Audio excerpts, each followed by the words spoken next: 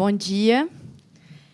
Antes de começar, eu só queria agradecer, né, à Fundação Getúlio Vargas, em especial a professora Heloísa Estelita, pelo convite. Eu estou realmente muito feliz, né, de poder estar aqui entre gigantes, né, entre amigos e pessoas que eu admiro muito. Então, para mim, é uma alegria poder estar aqui. Bem, eu vou falar, então, do princípio da confiança, né, que vocês já sabem. Eu, na verdade, vou fazer uma análise mais prática, né, até pelo adiantar da hora, não vou me delongar na questão teórica, né, de aprofundamento dos fundamentos da confiança, né, isso tudo vai estar no livrinho aí, que quem quiser aprofundar pode consultar. Eu vou, então, iniciar a minha... É isso aqui? Como é que aperta isso aqui? Ótimo. Eu vou iniciar, né, a minha fala com um caso. Né? Eu quero explicitar, basicamente, a relevância prática do princípio da confiança. Né? Então, basicamente, quando a gente fala de princípio da confiança e imputação de responsabilidade individual na empresa, né, cada vez mais, quando a gente lida no direito penal econômico, na responsabilidade, na criminalidade de empresa, a gente se afasta daquele modelo clássico, né, do autor que atua sozinho e causa intencionalmente danos, né, que é geralmente o objeto do direito penal, né, da dogmática, e passa a tratar com alguns casos mais complexos, né, que envolvem a conexão, né, e a atuação de diferentes intervenientes. Então, aqui, partindo do pressuposto que a divisão de tarefas, a divisão de trabalho, é essencial para garantir o próprio funcionamento de uma empresa, né, o princípio da confiança vai entrar em relevância justamente para conseguir delimitar esses âmbitos de responsabilidade na empresa. Né? Então, quanto maior e mais complexa for uma empresa, tanto mais difícil vai ser a delimitação dessas esferas de responsabilidade. Bem, então, eu vou começar com um caso que provavelmente todo mundo conhece, né, que é o caso do Hopi Hari. Então, eu vou partir muito da parte prática, porque a gente vai expor o caso, que é um caso que tem várias nuances específicas, que envolve vários acusados. E, depois, né, da exposição desse caso, eu vou explicitar para vocês, né, a função, a relevância do princípio da confiança e, mais importante do que isso, os limites aplicáveis ao princípio da confiança, que é a sua real valia. Né? E, aí, ao final, a gente resolve o caso. Tá? Então, bem, vamos começar explicando o caso do Hopi Hari. Não sei se todo mundo teve contato, né, com esse caso. Foi um caso que aconteceu em 2012, num acidente, em um brinquedo, né, do Hopi Hari, que uma jovem, a jovem Gabriela, foi arremessada do brinquedo e veio a falecer. Bem, é difícil trabalhar com esse caso por várias razões. Primeiro, a denúncia é muito confusa. Né? Ela imputa o fato a 12 pessoas diferentes, ela é muito confusa, ela fala em omissão em vários momentos, sem delimitar dever de garante. Né? E, enfim, esse caso, né, foi objeto também de vários habeas corpus de trancamento da ação penal, que, inclusive, toda vez que falam em confiança, vinculam ao nexo de causalidade, fala que está afastando a causalidade. É impressionante, tanto no STF como no STJ. Eu acho que até 2015, né, que foi a pesquisa que eu fiz antes do livro, até 2015, se eu não analisei todos os casos que tinham sido julgados de confiança no Brasil, a grande maioria, esmagadoramente, a grande maioria vinculava a confiança ao nexo de causalidade, a não ser por alguns julgados do Tribunal de Minas, né, de relatoria do desembargador Alexandre Vitor de Carvalho. Bem, então, contextualizando o caso, né, o Ministério Público, ele, pelo que eu entendi da denúncia e da sentença, né, e do que a gente tem, porque realmente a posição jurídica daqueles sujeitos não está clara, né, definitivamente não está clara, então aqui eu vou ter que fazer algumas posições. O Ministério Público ele menciona 4 eventos principais que seriam, para ele, relevantes para aquele acidente. O Parque Hopi Hari abriu em 1999 e, em 2002, foi interditada uma cadeira, né, acho que é a cadeira 6 da seção 4, se não me engano, desse brinquedo, né, que eu até trouxe uma fotinha, chama a Torre Eiffel, né, um brinquedo de queda livre, a pessoa sobe até o topo dessa atração e aí sofre uma queda livre. E aí, em 2002, essa cadeira foi interditada porque ela não obedecia o limite de segurança, né, da perna da pessoa que estava no brinquedo, que poderia bater na estrutura de metal. Então, foi interditada essa cadeira desde 2002, ou seja, por 10 anos, essa cadeira específica estava interditada. Bem, o segundo evento é um evento de 2004. Né? Em 2004, a fabricante dessa atração, desse brinquedo, vou chamar de brinquedo, né? Eles falam atração na denúncia, o fabricante recomendou que fosse colocado um cinto de segurança extra, né? Porque o assento era seguro, mas não seria suficientemente seguro para a realização desse brinquedo, então que eu teria que ter um cinto de segurança a mais. O parque observou essa recomendação, colocou o cinto de segurança em todos os assentos, menos no assento interditado, já que ele estava interditado, ele nunca ia ser usado. Né? Bem, aí, terceiro fato foi que, um dia antes da ocorrência do acidente, foi feita uma manutenção nesse brinquedo. E eles estavam reativando uma das sessões, pelo que eu entendi, e o supervisor da manutenção determinou com que o técnico utilizasse uma das peças dessa cadeira interditada em uma outra. Né? Então, já que ela não estava sendo utilizada mesmo, ele ia destravar, porque ela estava travada, ninguém conseguiria, né, abrir essa cadeira, uma pessoa que estivesse operando aquele brinquedo não ia conseguir. Ele destravou, pegou a peça e se esqueceu de travar novamente a cadeira. Né? Então, aí que, a meu ver, iniciou o curso causal perigoso. Né? Bem, então, no dia seguinte, o operador daquela sessão percebeu que a cadeira interditada estava destravada, comunicou ao seu supervisor. O supervisor, mesmo assim, determinou o prosseguimento da atração. Ele falou: olha, eu vou mandar a manutenção, mas pode continuar, não tem problema nenhum. Né? Depois a gente resolve esse problema. E o operador foi lá e fez com que a jovem tomasse assento na cadeira interditada. E, como a gente já sabe, ela foi arremessada da atração e veio a falecer. Né? Então, esse é o caso, resumidamente. Bem, aqui eu tentei fazer, né, um quadrozinho. Mais uma vez, isso aqui é uma suposição minha, porque, pela denúncia, eu não consigo identificar exatamente qual que é a hierarquia, quais são as relações horizontais e as relações verticais. Né? Mas aqui a gente tem 12... deixa eu tirar aqui para eu conseguir olhar. Temos 12 acusados, nesse caso. Né? Bem, a gente vamos começar só para explicar basicamente, né, as pessoas que estão envolvidas aqui. Os técnicos de manutenção eram 2 técnicos que estavam fazendo a manutenção do brinquedo que se esqueceram. Tá. Tá bom, obrigada. Então, os técnicos de manutenção, né, um deles foi o que trabalhou. Os 2 trabalharam juntos na manutenção. Um se esqueceu de travar o colete e o outro simplesmente estava trabalhando com ele. Né? O supervisor foi aquele que deu a ordem, né, que deu a instrução para tirar uma peça do assento e colocar no outro. Aqui a gente tem também os operadores. Está vendo que o Ministério Público ele gosta, né, de oferecer denúncia contra todo mundo. O operador que efetivamente era responsável pela sessão onde estava a cadeira é o operador 2. Né? Os demais eram simplesmente os operadores responsáveis pelas outras sessões, ou então a operadora que mexia na casa de máquinas da atração. Né? Todos eles foram denunciados. O supervisor de operação foi aquele que foi avisado, né, pelo operador do problema na cadeira e determinou com que determinou o prosseguimento da atração. E aí vem a lambança. Né? Foi oferecida aqui também denúncia contra gerente de planejamento e manutenção, gerente geral, que até agora eu não entendi qual que é a função desse sujeito no caso. O gerente de operações, aqui, a meu ver, né, vai haver uma relação vertical. E o presidente gerente geral de operações.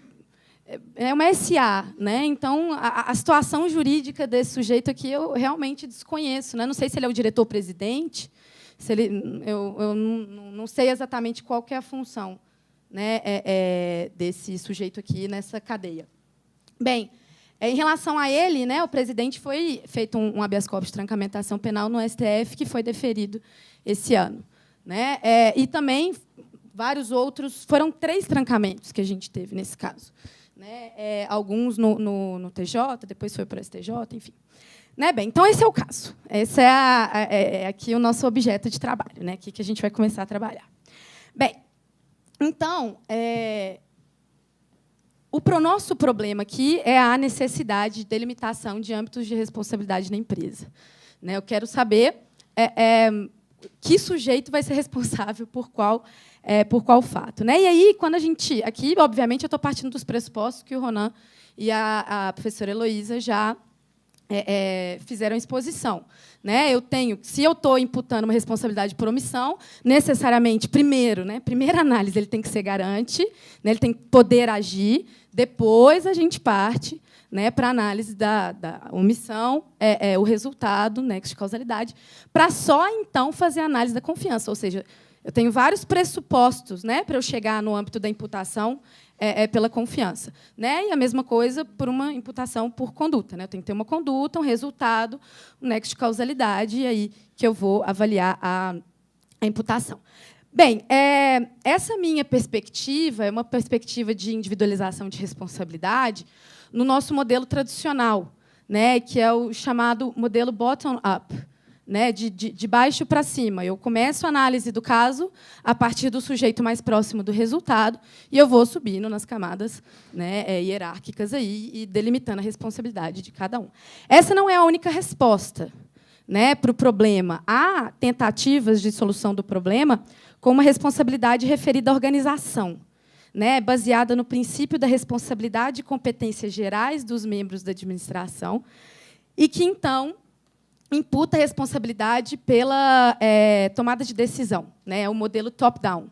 Então, essa tentativa inverte metodologicamente a análise do caso. Eu ia começar a análise do caso pelos sujeitos responsáveis pela tomada de decisão e iria, enfim, descendo aí nas camadas de hierarquia. Bem, como a professora Heloísa Telita, né, defendeu no livro, essa tese é dela, né, não é minha, esse modelo top-down ele é contraproducente do ponto de vista metodológico e do próprio ponto de vista dogmático. Né? Primeiro, que a gente trabalha com um modelo de direito penal de responsabilidade individual que parte da atuação pessoal e causal de cada sujeito. Né? Então, seria estranho inverter, né, a análise pelo dano e passar a análise pela violação de deveres. Ainda, essa perspectiva ela corre um sério perigo de ser manipulada, né? E hoje isso facilmente pode ser feito, já está sendo feito, né?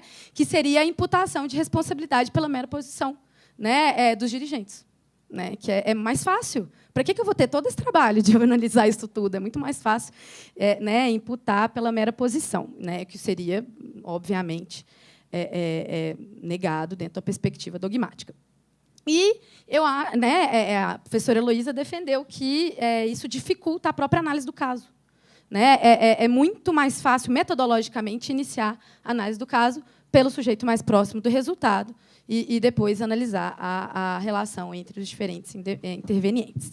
Bem, então, para mim, essa ideia de domínio sobre tudo que acontece na empresa tem que ser afastada. A gente vai trabalhar com a ideia de competência, né, com a ideia de desempenho das funções. E aí entra a relevância do princípio da confiança e da sua aplicabilidade no contexto empresarial. Eu vou, então, explicar o que é o princípio da confiança, que muita gente talvez não saiba, e depois tratar um pouquinho disso no contexto da empresa. Bem, o princípio da confiança, né, é um critério normativo que surgiu na jurisprudência alemã na década de 30, para resolver problemas concretos, problemas concretos decorrentes do trânsito, né, da atividade do trânsito. Né, parte do pressuposto que as pessoas, ao dirigirem, elas podem confiar na conduta correta dos demais motoristas. Porque, senão, né, se fosse necessário com que eu tivesse que dirigir a todo tempo, controlando os riscos emanados pela conduta alheia, eu não ia conseguir desenvolver a atividade. É impossível desenvolver qualquer atividade, né, que envolva divisão de tarefas, ou mesmo pautada pelo anonimato, se eu não posso confiar que o terceiro está atuando corretamente. Bem, esse critério foi passando por um processo exponencial, né, de expansão, e, com o tempo, né, ele começou a ser adotado pelo Tribunal do Império Alemão, né? Depois foi reconhecido pelo BGH, pelo Tribunal Federal Alemão. ou federativo, como traduziu o Ronan. E aí, nesse processo de expansão, passou a ser aplicado para todo tipo de divisão de tarefa. Né? Os casos clássicos envolvem divisão de trabalho entre médicos, né? Entre o médico e o anestesista, né? Enfim. E, obviamente, né, se a gente está no contexto da empresa, que há divisão de tarefas, que há divisão de trabalho, né, é inegável que eu vou poder aplicar esse critério para solucionar os problemas de imputação no âmbito da empresa também. Tá? Até porque, se não fosse possível, imagina que se toda pessoa numa empresa fosse obrigada a conferir, né, e a controlar todos os riscos que emanam da conduta dos demais intervenientes, né, dos seus demais colegas. Seria impossível exercer qualquer tipo de atividade, você engessa a sociedade. A divisão de trabalho ela existe exatamente para que cada um possa se especializar no seu próprio trabalho, né, e confiar que o colega vai estar agindo de acordo com a norma. Né? Bem, a meu ver, esse é um critério, né, que delimita o risco permitido. Né, então, ele vai delimitar a proibição ou a permissão, né, do risco no âmbito da imputação objetiva. Então, que, né, existindo a causalidade, a gente tem que ter a criação de um risco não permitida, a realização desse risco no resultado. A meu ver, a confiança tem que ser analisada no âmbito da imputação para delimitar a permissão desse risco. Mas isso não é pacífico, né? Até porque, como é um critério bem antigo, isso geralmente é vinculado ao dever de cuidado, à concepção finalista, enfim. Mas isso não tem tanta relevância aqui. Bem, eu não vou também aprofundar na questão do fundamento material da possibilidade de confiar. Né? Como surgiu no contexto de trânsito, a maioria das justificativas eram também inerentes ao contexto do trânsito, né? Experiência geral de vida, enfim. Né? Isso não tem tanta relevância aqui agora. Mas o que eu defendi, né, no meu trabalho é que o que fundamenta a confiança não é o princípio da autorresponsabilidade, não é a previsibilidade. Né? Na verdade, uma ponderação de valores entre a necessidade de proteção de bens jurídicos e a necessidade de garantir um certo grau de liberdade individual. Né? Eu tenho que proteger os bens jurídicos, mas eu também não posso exigir com que todas as pessoas, né, que praticam qualquer atividade coletiva tenham que controlar riscos que emanam da conduta alheia. Né? Então, para garantir a minha liberdade pessoal de exercer essa atividade, de tomar parte nessa atividade, eu teria que me valer do princípio da confiança. Bem, só que essa possibilidade de confiar na conduta correta do terceiro é um pressuposto que não possui validade restrita, obviamente. Né? Pelo contrário, a maior validade do princípio da confiança se refere justamente aos seus limites. Né? Porque aí, quando a gente exatamente com base nos limites, que a gente vai saber quando que o sujeito pode ou não confiar na conduta correta do terceiro. Né? Bem, então, esses limites, que agora sim, para mim, é a relevância prática, né, do princípio da confiança, senão ele poderia ser até considerado como inútil, né, para quê? Né? Já que é um âmbito de responsabilidade alheio. Bem, esses limites eles vão depender, obviamente, da posição que o sujeito ocupa na empresa. E aí, a questão da divisão horizontal, da divisão vertical, vai ser totalmente relevante para delimitar o âmbito de confiança. Né? É claro que, numa relação vertical e hierarquizada, o nível de confiança, o grau de confiança é mais reduzido do que numa relação horizontal. Né? Bem, então, os primeiros limites são gerais, aplicáveis a tanto uma divisão horizontal quanto uma divisão vertical de tarefas. Né? O primeiro limite é a existência de indícios concretos de que o sujeito atuará incorretamente ou de que o sujeito não é confiável. Né? Então, se eu tenho, né, um indício concreto, né, uma situação concreta que me indique que aquele sujeito não vai atuar corretamente, eu não posso ignorar, né, essa situação e simplesmente atuar da maneira como eu estava atuando anteriormente. Né? Se eu percebo que a pessoa não está atuando corretamente, ou por alguma condição pessoal, né, eu estou numa cirurgia, eu vejo que o anestesista está bêbado, ou por qualquer circunstância fática. Né? Tem um caso de Minas, que era um ônibus, estava dentro da velocidade, seguindo na via, e tinha uma pessoa com os pés na via. Né? O ônibus continuou trafegando normalmente, contando com o fato de que a vítima deveria retirar os pés da via, né? E aí, obviamente, teve seus pés, né, amputados aí no caso. Bem, aqui, quando há indícios concretos de que o sujeito vai atuar incorretamente, é necessário, então, a tomada de medidas para compensar ou interromper a atividade. Se eu sou um médico e eu percebo que o anestesista está bêbado, né, ou eu compenso a falta do anestesista, eu chamo um outro anestesista, ou eu vou interromper a atividade. Eu não posso proceder essa cirurgia e depois colocar a culpa no anestesista, né? Bem, a segunda limitação comumente atribuída à confiança é de que somente aquele que observa o dever de cuidado pode alegá-lo. Ou seja, se a pessoa viola o seu próprio a norma inerente à sua própria conduta, ela gera para si um dever de controlar todos os riscos que estão à sua volta.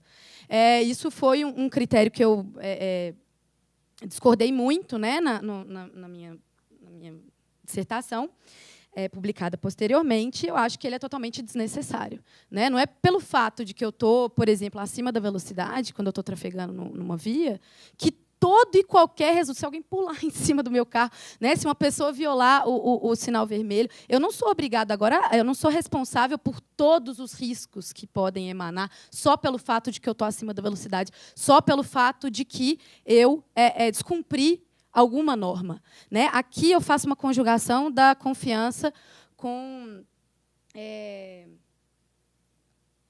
a necessidade de realização da realização daquele risco no resultado, né? Então, quando eu violo a norma, eu estou criando um risco não permitido, né? Eu só posso imputar esse fato àquela pessoa se esse risco que ela criou foi o risco que se realizou no resultado, né? Somente então eu posso imputar esse resultado a essa pessoa.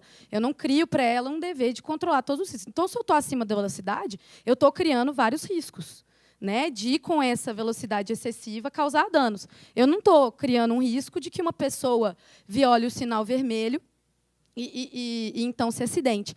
Aqui eu faço aquela análise... Oi? Exatamente.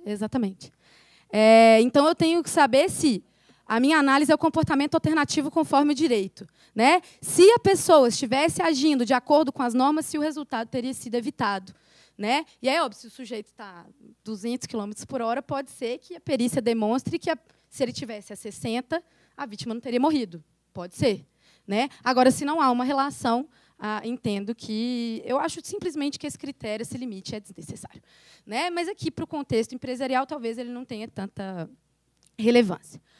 Bem, então a gente passa para a análise da divisão horizontal, né? A divisão horizontal ela é mais fácil. Ela atribui uma maior possibilidade de confiança na conduta correta do terceiro. Aqui, no contexto empresarial, a gente pode avaliar, por exemplo, qualquer tipo de divisão de tarefa, né, num setor, ou então a própria existência de órgãos colegiados, né, em todas essas situações, a princípio, a não ser que exista uma norma que indique o contrário, que indique alguma hierarquia, vai haver uma divisão horizontal de tarefas.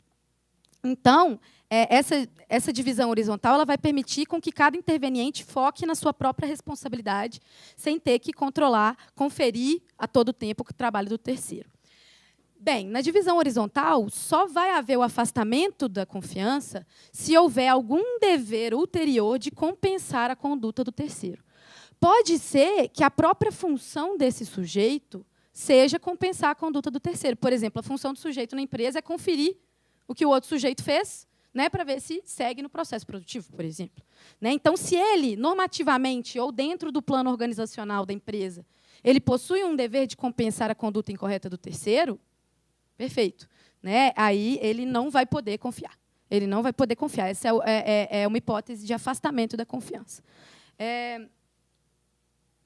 A situação fica mais complicada quando a gente entra na divisão vertical de trabalho, né, de tarefas, quando há hierarquia.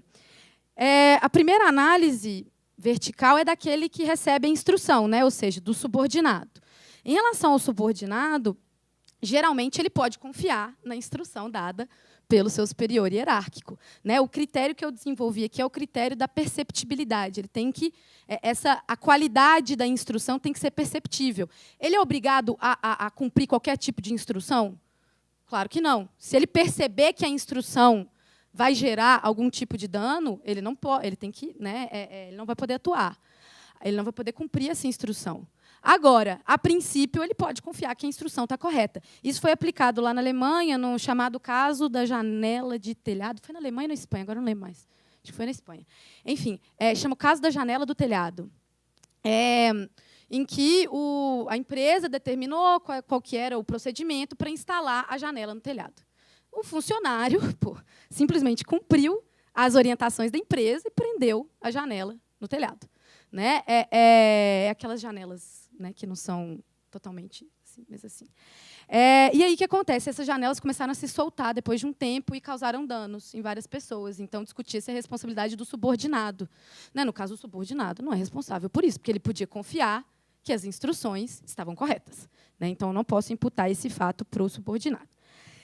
Mais complexo ainda fica a situação quando eu tenho a relação do superior hierárquico com o subordinado, que aí a gente vai entrar na discussão dos crimes omissivos impróprios, né, que a professora Heloísa já trouxe para a gente. Bem, pela tese, né, da Heloísa, que eu adoto como pressuposto para o meu trabalho, o garante originário, né, são os diretores, né, os administradores da empresa. Eles possuem a posição de garante originário. Vai haver uma multiplicação de responsabilidade na medida em que houver uma delegação de deveres em cadeia. Né? Então, eu sou o garantidor originário, esse garantidor originário vai gerando vários garantidores derivados. Esse novo garantidor derivado, ele assume para si a competência de vigilância direta da fonte de perigo, né? Por meio da delegação. Mas o garantidor originário, ele não se exime completamente de responsabilidade, só pelo fato de que ele delegou, senão isso seria um escudo, né? Eu só vou delegar e está resolvido o problema. Não, ele é exonerado apenas parcialmente. Então, permanecem alguns deveres de cuidado em relação ao subordinado. Né? E esses deveres de cuidado, então, deveres que delimitam, né, o risco permitido, são os deveres relativos à manutenção sob controle da fonte de perigo. Os deveres aplicáveis, então, nesse âmbito da divisão vertical, são os deveres de seleção, dever de instrução, dever de coordenação e um dever de supervisão remanescente. Né? O primeiro dever que tem que ser cumprido é o dever de seleção. O sujeito, né, que faz a seleção dos seus empregados, ele tem que se constatar exatamente, né, a real capacidade técnica desse sujeito para desempenhar a atividade. Né? Teve um caso, foi julgado na Corte Argentina, que foi de um hospital que contratou uma enfermeira que não era enfermeira. Né? E ela foi e acabou causando danos a várias pessoas. Né? Peraí, quando eu estou contratando alguém, no processo de seleção, eu tenho que, no mínimo, conferir se aquela pessoa tem a real capacidade de exercer aquela atividade, né? Que ela vai ter que exercer na minha empresa. Bem, o segundo dever é o dever de instrução. Né? Eu tenho que instruir exatamente aquela pessoa para cumprir aquela atividade e certificar de que ela compreendeu essa instrução. Né? Aqui eu levo em conta as capacidades especiais da pessoa que está sendo contratada. Né? Quanto mais especializada for essa pessoa, mais eu posso confiar e mais eu afasto esse dever de instrução. Se eu contrato uma pessoa que já é 100% especialista num determinado tema, eu não preciso ficar instruindo a pessoa, porque ela já veio justamente por ser instruída. Né? Bem, o terceiro dever é o dever de coordenação. Né? Aqui, a empresa, né, ela tem uma obrigação de traçar um plano organizacional que defina exatamente a função de cada indivíduo, de cada interveniente aí nessa empresa. Né? Então, na medida, obviamente, que isso foi exigível do delegado, né, da pessoa que para a qual eu estou delegando essa função. Não posso delegar uma função que não é possível de ser desempenhada por aquela pessoa. Né? Mas o quão mais delimitado tiver o plano organizacional de uma empresa, mais correto vai estar o cumprimento desse dever de coordenação. Tá? Bem, mas, então, cumpridos, né, o dever de seleção, instrução e coordenação, a princípio, né, o sujeito que delega está cumprindo seus deveres, ele não vai poder ser imputado por algum resultado que decorra da conduta do do seu subordinado. No entanto, permanece um dever de supervisão remanescente, né?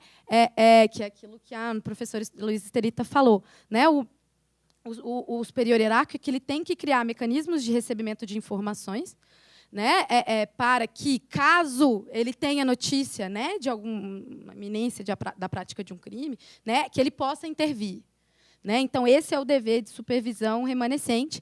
E ele pode decorrer tanto de uma situação fática, como também de alguma norma específica. Né? Porque cada atividade, gente, querendo ou não, quando a gente tem a divisão vertical, não tem como eu trazer para vocês uma resposta pronta, porque isso aqui vai ser analisado no caso concreto.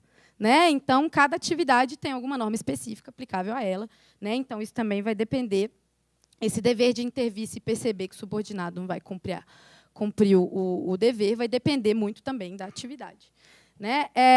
Bem, então, a confiança vai ser garantida na medida em que esses deveres forem cumpridos. Né? Cumpridos os deveres, o sujeito vai estar, então, eximido de responsabilidade. É possível que hajam ulteriores deveres de controle? Sim. Né? Somente se houver alguma norma específica que regulamenta aquela atividade, que estipule, então, esse dever. Então, agora a gente volta. Né? Essa é a parte teórica, muito rápida, né, para a gente terminar. Vamos resolver, então, o caso. Né? A gente refutou, então, o modelo top-down. Estamos adotando o modelo bottom-up, né, de baixo para cima. Então, eu inicio a análise do caso a partir do sujeito que está mais próximo do resultado.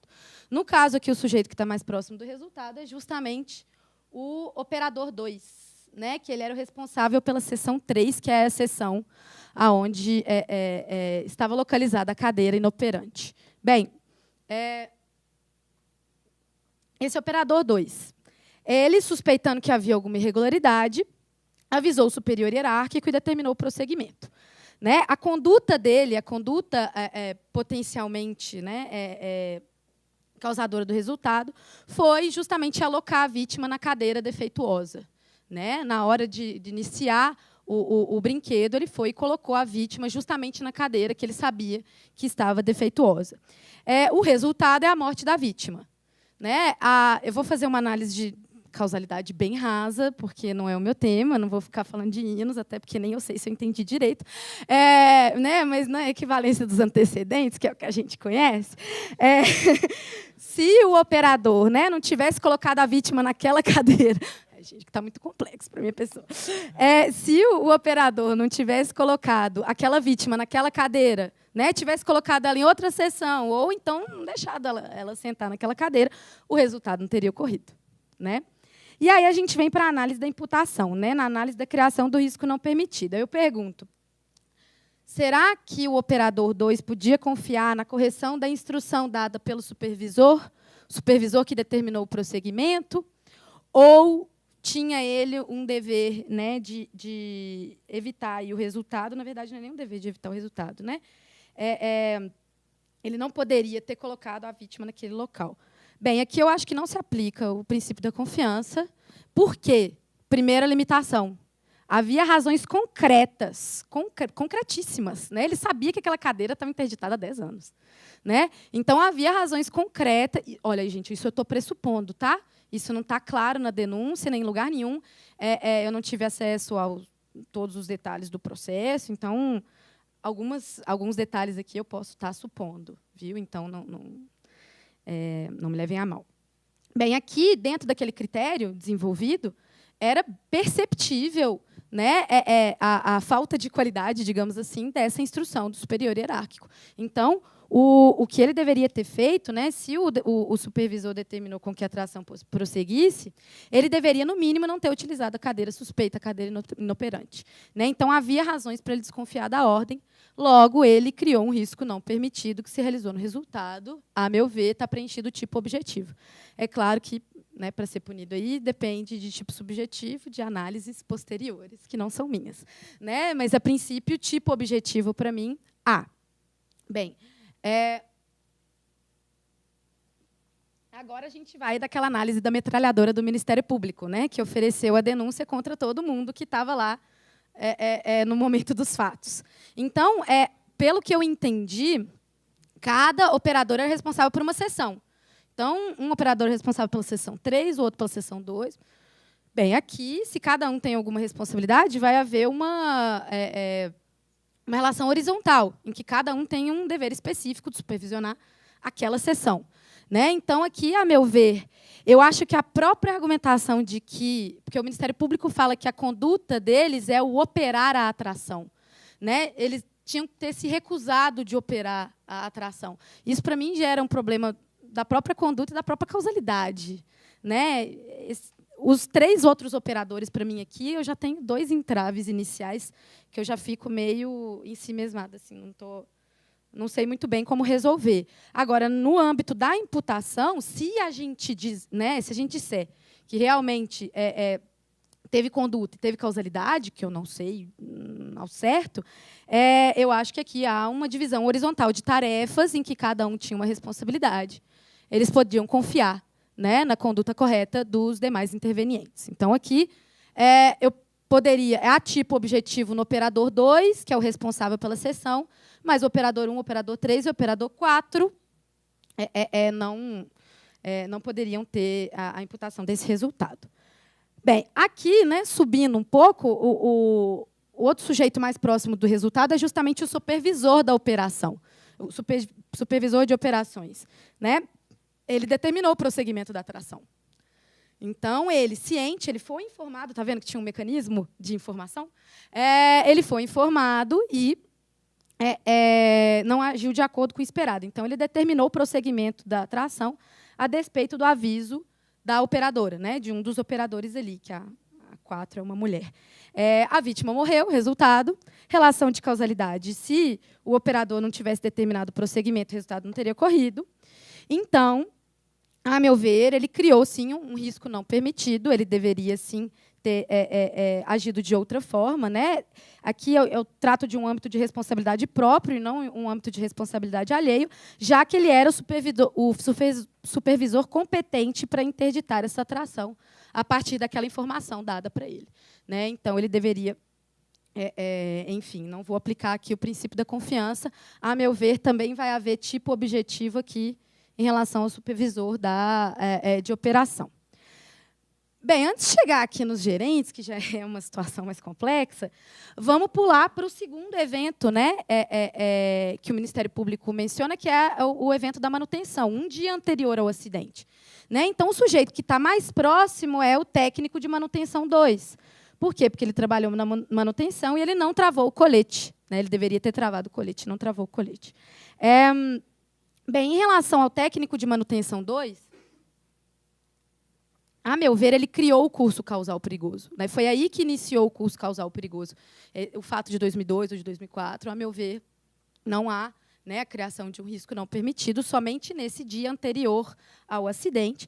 Então, ao fazer a conduta dele, né, a fazer a manutenção, e descumprir o dever de cuidado de travar a cadeira defeituosa, né, que era a determinação da empresa já há 10 anos. Ela estava há 10 anos travada. Né? Então, ele deveria ter travado novamente essa cadeira. O resultado é a morte da vítima. A causalidade é se ele tivesse cumprido o dever de cuidado de travar a cadeira, ela continuaria travada, então a vítima não teria tomado assento na cadeira, ela não teria morrido. Né? A meu ver, aqui também há imputação. Né?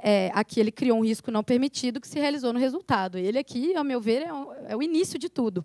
Né? Então, o resultado, no âmbito do tipo objetivo, para mim, é imputável a ele, né? O técnico de manutenção 2. Bem, agora o técnico de manutenção 1. Ele estava só fazendo a manutenção junto com o outro técnico. Né? Pelo que eu compreendi da denúncia e da sentença, mais uma vez. Né? Não, porque eu não tenho tantos dados assim para saber. Dentro da minha assunção dos fatos aqui, o que ele poderia ter feito? Né? Se ele tivesse percebido o erro do colega e travado a cadeira, a vítima não teria tomado assento e o acidente não teria ocorrido. Aqui é um clássico caso de divisão horizontal de trabalho. Né? Então, o T2 era o responsável, né? O técnico 2 era o responsável pelo travamento, e não havia razões para desconfiar, né, da conduta correta do técnico, ou então qualquer outro dever de compensar a conduta incorreta dele. pela a minha análise dos fatos, né? A não ser que tenha alguma norma específica aplicável ao caso.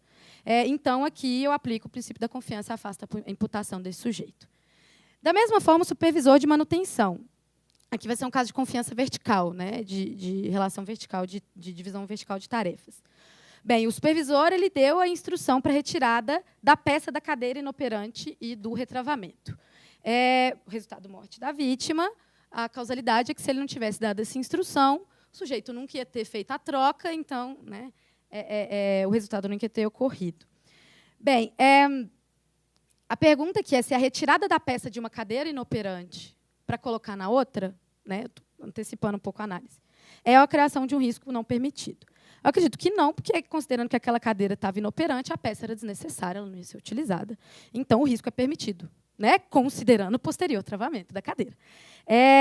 O que tornou o risco não permitido foi o não travamento posterior da cadeira. Então, isso se imputa ao técnico e não ao supervisor. O supervisor ele deu a instrução, mas não havia razões para desconfiar da conduta, da execução correta do serviço. Né? Ele não precisa ficar lá checando, né, o tempo todo se o sujeito está travando ou não está travando. Se ele deu a instrução, ele pode confiar, a princípio, a não ser que haja razões para desconfiar. Né? Então, não houve descumprimento dos deveres de seleção, de instrução, de coordenação ou de supervisão remanescente. Então, eu posso aplicar o princípio da confiança, eu afasto a responsabilidade dele. Bem, aí vem nos gerentes. Né? O gerente, para mim, é uma situação muito mais complicada. Por quê? Porque a situação jurídica e a posição deles, a posição concreta, né, e como a professora Luísa falou, né, a função que eles assumem na empresa, porque não basta a situação jurídica, mas também o que foi assumido, né, concretamente, faticamente na empresa, não é nem um pouco esclarecido. Né? Então, aqui eu estou baseando em suposições, em totais suposições. O gerente geral, eu não consigo nem analisar, coitado, porque eu não sei exatamente qual que é a vinculação dele aqui com os fatos. Então, eu não sei se ele era garante, porque eu não sei se ele estava nesse âmbito, né, das delegações, eu não sei se ele passava pelo âmbito das delegações. Eu não sei se ele podia e devia interditar a atração. Então, eu realmente não consigo dizer. E aqui, a denúncia é, obviamente, inepta desde o início. Então, para mim, a análise já tinha que parar aí. Se a denúncia é inepta, se ela não descreve, né, se ela não concretiza a situação jurídica do sujeito e não me diz por que ele é garante, ela é totalmente inepta. Então, já posso parar a análise por aí. Né? Mas, então, eu não consigo resolver esse problema que eu não consigo, porque eu não tenho dados suficientes para resolver. Agora, o gerente de operações, considerando, mais uma vez, uma suposição, que ele era responsável pelo setor de operações, né, hierarquicamente superior ao supervisor, e, portanto, ele era garante, né, ele era garante derivado dos diretivos, dos administradores, e ele assume a competência para a vigilância da fonte de perigo, mas é claro que ele delegou. Né? Então, eu estou partindo do pressuposto que ele é garante. Bem, na posição de garante, então, ele podia e devia ter impedido que a atração funcionasse com problemas, né, na segurança. O resultado da morte da vítima. A causalidade, se ele tivesse interditado a atração, o acidente não teria ocorrido. Aqui, eu não sei, porque o dever de garante, para mim, está mais fácil de ser visualizado. Agora, o poder agir, eu não sei. Bem, de qualquer forma, eu acredito que a melhor solução aqui vai ser também com base na confiança. Ele podia confiar na conduta correta dos seus subordinados. Houve delegação, né, da vigilância direta da fonte de perigo. Então, ele podia confiar que o supervisor que recebeu a ligação ia impedir o funcionamento da atração. Né? Então, considerando que ele cumpriu os demais deveres, seleção, instrução, né, estou pressupondo isso, princípio da confiança afasta a imputação. Bem, agora o gerente de planejamento e manutenção, né, que está aqui em relação aos sujeitos da manutenção. Bem, se ele é, de fato, né, o gerente responsável, dentro da estrutura organizacional da empresa, que está incumbido de controlar a segurança. Então, ele é garante, né, ele está na posição de garantidor. Bem, ele poderia, né, ter retirado a cadeira. O que o Ministério Público alega aqui é que ele deveria ter ou retirado a cadeira da atração, tirado ela fisicamente de lá, colocado algum aviso, né, como se um aviso fosse resolver muito o problema, ou colocar o cinto de segurança lá de 2004. Devia ter colocado o cinto de segurança. Né? Bem, Isso até foi analisado também na sentença, bem perfunctoriamente, mas foi analisado também na sentença. Acredito que não, que as normas foram obedecidas e que a interdição da cadeira já era suficiente para garantir a segurança. Né? Então, se ela estava interditada há 10 anos, ninguém usou a cadeira, aquilo ali está demonstrando justamente que a interdição da cadeira é suficiente para garantir a segurança. Né? Então, aqui, mais uma vez, princípio da confiança. Né? Eu vou afastar a imputação do resultado, cumpridos os deveres de seleção, instrução e coordenação. Né? Eu não posso exigir de um gerente de uma empresa que ele controle todos os riscos emanados das atividades de todos os seus subordinados. Né? E nenhum ser humano vai conseguir averiguar, ao mesmo tempo, né, todo o tempo, a conduta de dezenas, centenas de pessoas. Aí a gente vem para o presidente, ou gerente, administrador, né? Enfim. Aqui, esse foi o caso que foi analisado pelo STF, e a STF, que, diga-se de passagem, ele primeiro reconhece que a denúncia é inepta. Então, ele já podia ter parado por aí. Se a denúncia é inepta, né, já poderia ter parado por aí. Aí faz a bobagem que todo mundo faz, né, de misturar a causalidade, vincula a causalidade com confiança. É uma coisa muito louca. Enfim, né, analisando, vamos ignorar a decisão do STF, que aplicou o princípio da confiança, por mais que tenha vinculado, né, com a questão da causalidade e tal. Bem, mais uma vez, como eu já disse, eu não sei exatamente, né, essa situação jurídica desse sujeito, para mim, não está esclarecida. Agora, considerando, hipoteticamente, né, que, na sua função, dos deveres específicos inerentes à sua posição e de fatos assumidos por ele, envolviam, né, a interdição dessa cadeira, né, aí a gente vê a causalidade. Se ele tivesse interditado a cadeira, vai vir a mesma argumentação que a gente usou para os demais gerentes. Né? E aqui eu vou aplicar também o princípio da confiança, porque ele poderia confiar, né, nos seus subordinados. Aí não havia razões para desconfiar, não, ele cumpriu, a princípio, todos os deveres. Né? Mas essa, claro, é uma análise um pouco mais rasa em relação a esses 4 sujeitos, justamente porque eu desconheço a situação jurídica, eu desconheço as normas específicas aplicáveis ao caso, né, que elas não são, em nenhum momento, esclarecidas na denúncia. Então, não tem nem como eu saber. Bem, gente, é basicamente isso. Muito obrigada pela atenção.